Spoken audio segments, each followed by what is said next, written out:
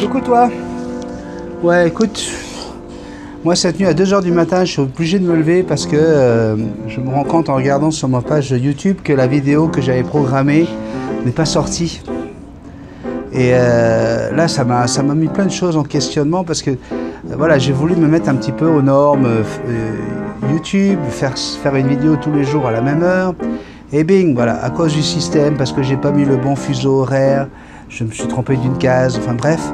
La vidéo n'est pas sortie le matin, pour celui qui est habitué maintenant depuis 1 semaine et demie à avoir sa vidéo tous les matins. Et là, je réfléchissais, je dis mais c'est pas Benny, c'est pas Multitasman.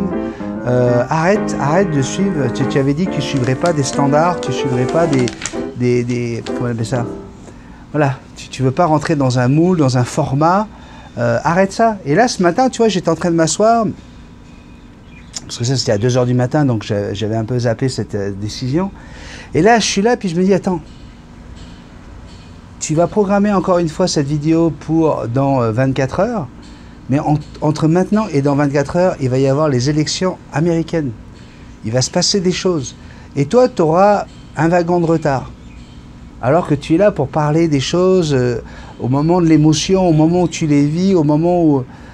Avec la spontanéité, tu es en train de perdre ta spontanéité parce que je peux pas inventer là, je peux pas dire « Ah, dis donc, vous avez vu un petit peu. Oh la vache, et ça a cassé hein, aux États-Unis. Hein. Oh là là là là, on l'avait dit de toute façon. De toute façon, c'est Trump qui gagne, ça va tout péter. Si c'est Trump qui perd, ça va tout péter. Tu vois, là, en ce moment, on est en train de vivre un truc. Waouh, bon, ben, je peux pas. Là, je peux pas. Donc, je suis désolé. On va continuer comme on a toujours fait, c'est-à-dire que la vidéo, elle sortira quand elle pourra. Pourquoi j'avais fait ça? Parce que avec les fluctuations ici du réseau, on a un réseau Internet qui est vraiment très très mauvais par rapport à ce que j'avais au Canada. Et bien même si j'enregistre tous les jours à la même heure ma vidéo et que je la poste, des fois pour la même vidéo de 20 minutes, ça va mettre 3 heures, et des fois pour la même vidéo, ça va mettre 40 minutes pour aller sur YouTube. Alors ça me saoule parce que voilà, j'arrive pas si je suis la fluctuation internet d'ici, eh bien j'arrive pas à vous offrir une vidéo tous les jours à la même heure en l'envoyant là, 5 minutes après l'enregistrer.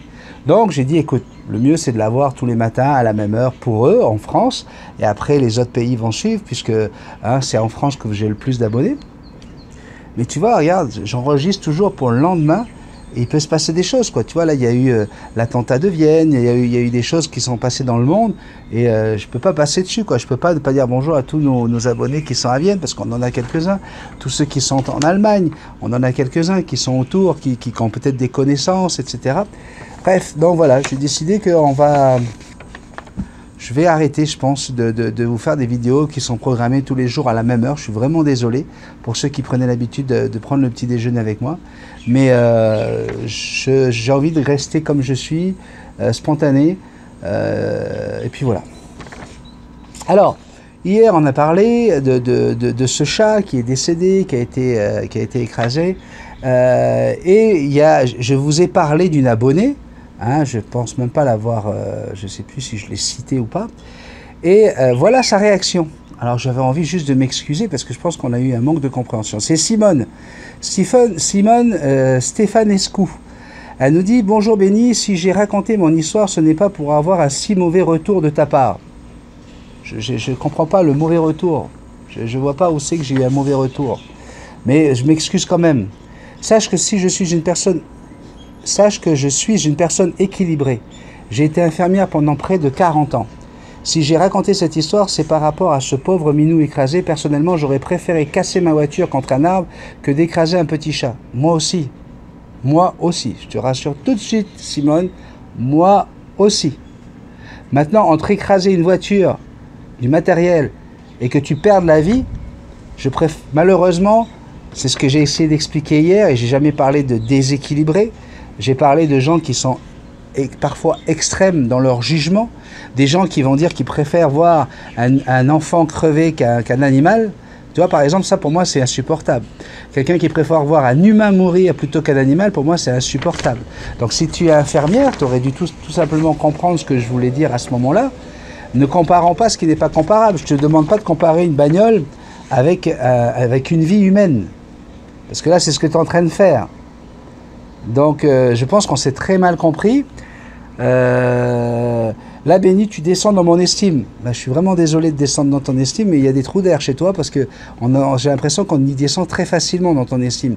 Avant de juger quelqu'un, prends le temps de t'expliquer, prends le temps qu'il s'explique, et après, tu décides s'il est ou pas en chute libre dans ton estime.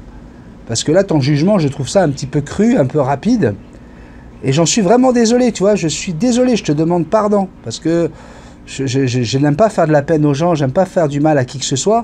Et là, j'ai l'impression que tu t'es fait du mal toute seule pour rien, parce que moi, jamais j'ai voulu te faire du mal. J'ai juste voulu dire hier, il me semble, parce que je ne me rappelle pas de tout ce que je dis, il y a des choses que je dis, puis voilà. Ce que j'ai voulu dire hier, c'est que pour moi, la vie humaine restera encore plus importante que la vie des animaux. D'accord?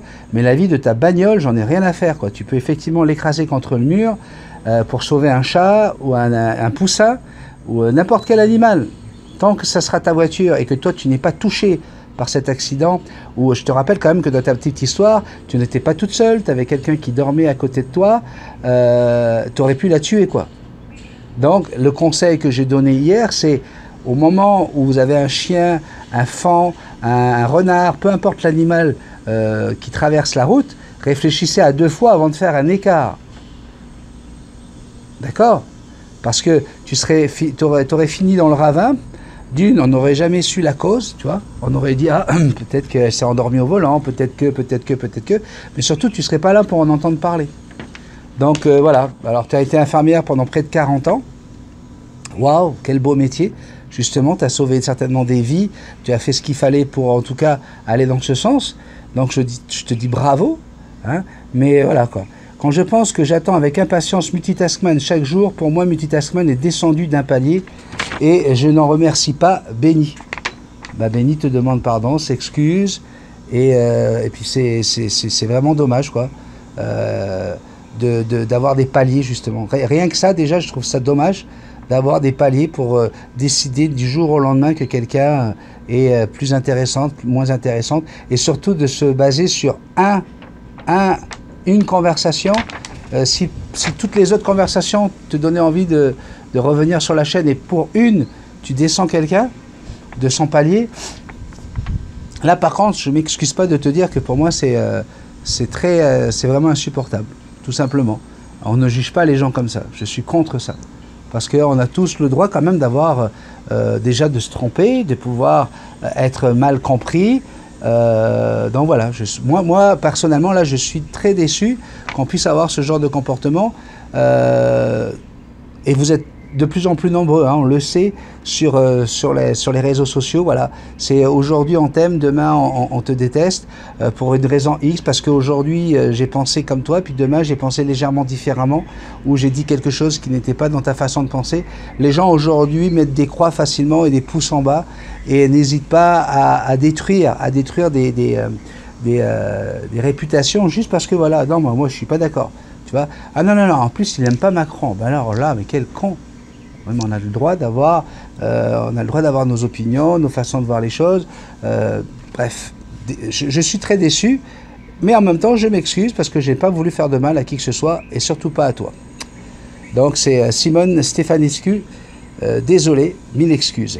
Nathalie Charles, bonjour, je possède un Amazon depuis quelques mois, il a 6 ans, il m'a mordu et depuis j'ai peur. Est-ce que je peux avoir un petit conseil? N'aie pas peur, c'est tout. Tant qu'il va sentir que tu as cette peur de remettre la main près de lui ou de t'approcher de lui ou quoi que ce soit, tant qu'il va sentir ta peur et qu'il va la voir dans ta pupille, hein, parce que nos yeux nous trahissent, eh bien, il va continuer. Fabienne, bonjour Béni et Sandrine, il y a 2 ans j'ai adopté le chien de ma maman qui nous a quittés. Elle a 13 ans et finira ses jours avec nous. Je ne pouvais pas la laisser et elle nous le rend bien. J'aurais fait n'importe quoi car je suis comme toi, je ne supporte pas la misère animale. Bisous magiques. Gros bisous Fabienne. Giovanni Serviol, j'ai depuis 2 ans une perruche ondulée sauvage. Alors j'ai depuis 2 ans. Non, j'ai depuis bientôt 2 ans. Et une perruche ondulée sauvage que j'ai depuis 4 jours. Alors, Excuse-moi, j'ai dû enlever quelque chose sur ton message, mais je crois que tu avais déjà un oiseau, je crois que c'était une conure souris, ce qu'on appelle au Canada un quaker, si j'ai bien de mémoire, qui a bientôt 2 ans. Et tu as aussi maintenant une perruche ondulée sauvage que tu as depuis 4 jours. J'ai suivi vos conseils à la lettre pour l'apprivoisement, mais elle est toujours effrayée. Pourriez-vous me donner des conseils, s'il vous plaît? Bonne continuation et surtout plein de bonheur à vous, votre famille et vos amis à Plume, et surtout un bisou à la belle et magnifique Jackson. Alors, ça fait que 4 jours que tu l'as.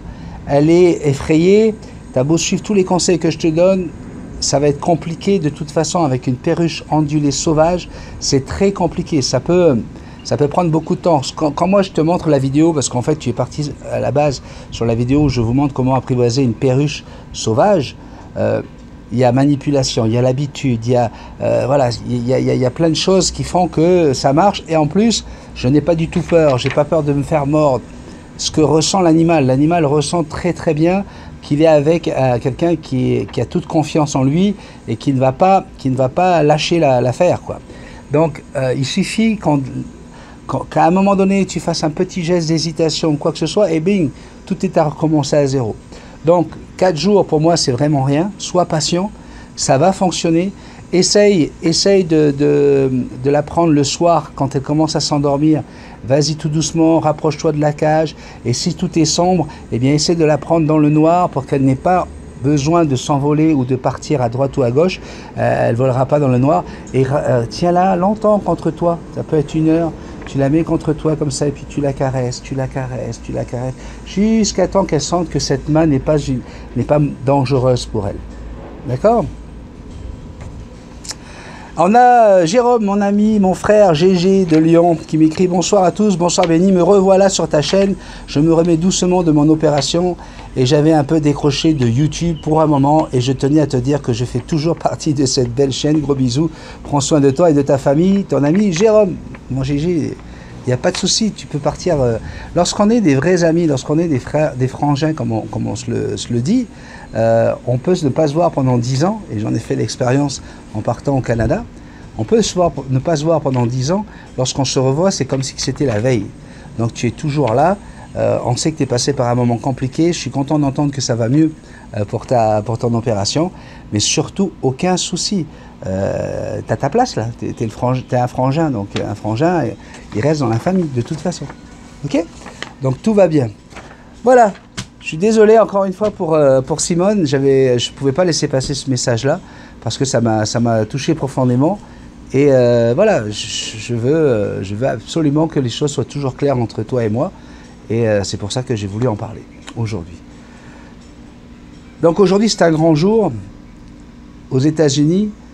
Quel que soit le résultat, je pense que ça va être terrible. Ça va péter dans tous les sens. Il y a une vraie cassure aujourd'hui aux États-Unis entre les ethnies, entre les façons de penser. Je pense que les médias, encore une fois, comme pour le coronavirus, ont tout fait pour casser l'image de Donald Trump, hein, parce qu'on sait très bien qui c'est qui tient les médias.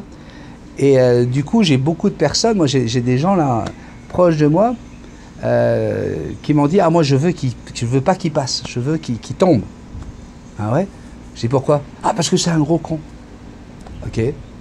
Alors, on peut ne pas aimer effectivement hein, le personnage misogyne, tout ce qu'on veut, tout ce qu'on lui prête, hein, tout ce qu'on sait, et puis il a montré, enfin bref, et il y a tout ce qu'on nous montre hein, surtout. Mais après, quand on veut juger quelqu'un sur son emploi, sur son poste, on juge par rapport au poste, quoi. En tant que président, il y a des décisions quand même qui ont été prises qui n'étaient pas si mal. Et on a vu des résultats, au niveau du chômage, on a vu des résultats au niveau du travail des immigrés, on a vu pas mal de choses. Mais ça, on arrive à nous faire tout oublier, quoi.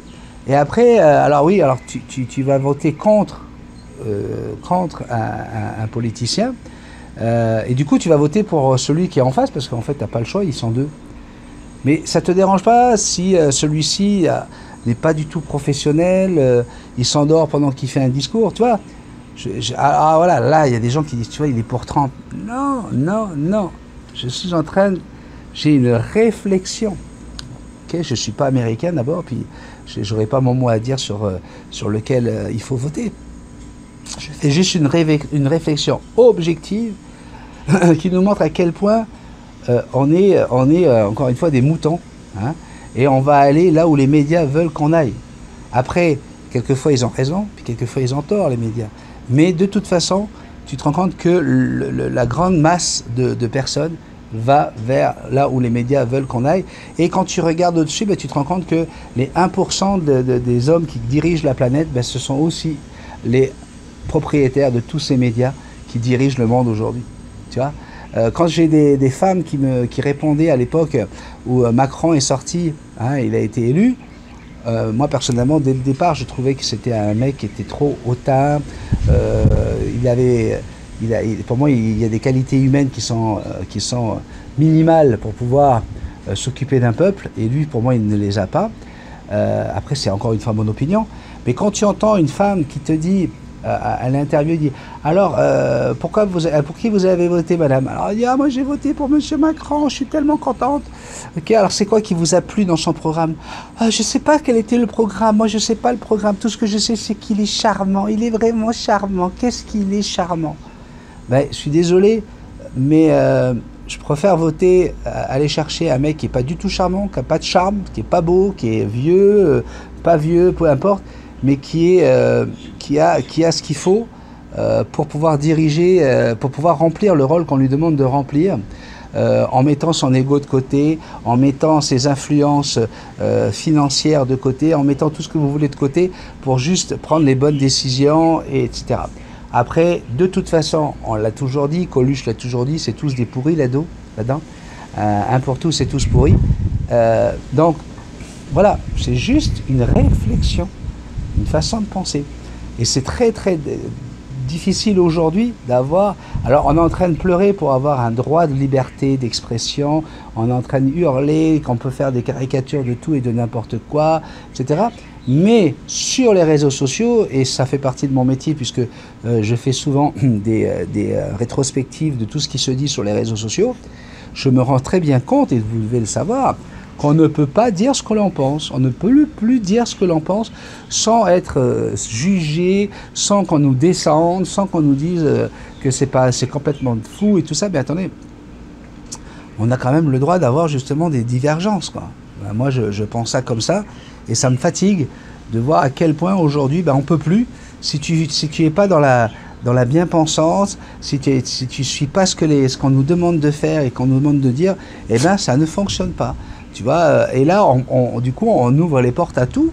Quand on a un gouvernement qui fait fermer tous les petits magasins, les artisans, les librairies, fermer des librairies, quoi. À un moment où tu demandes aux gens de rester confinés pendant 4 semaines, et tu leur dis en même temps, bah, tu n'as pas le droit d'aller acheter un bouquin pour te cultiver, pour passer un bon moment, pour justement s'occuper.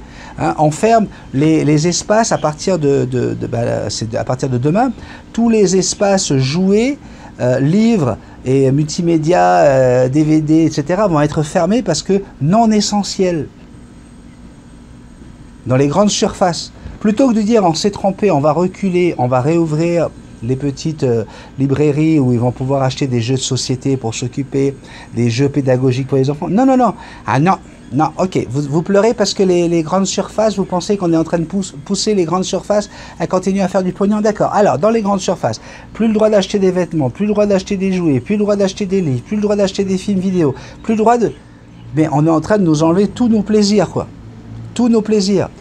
Alors, t'en penses ce que tu veux. Et encore une fois, là, ça y est, il y a des gens qui vont dire, tu vois, c'est encore un complotiste. Non, je ne suis pas un complotiste.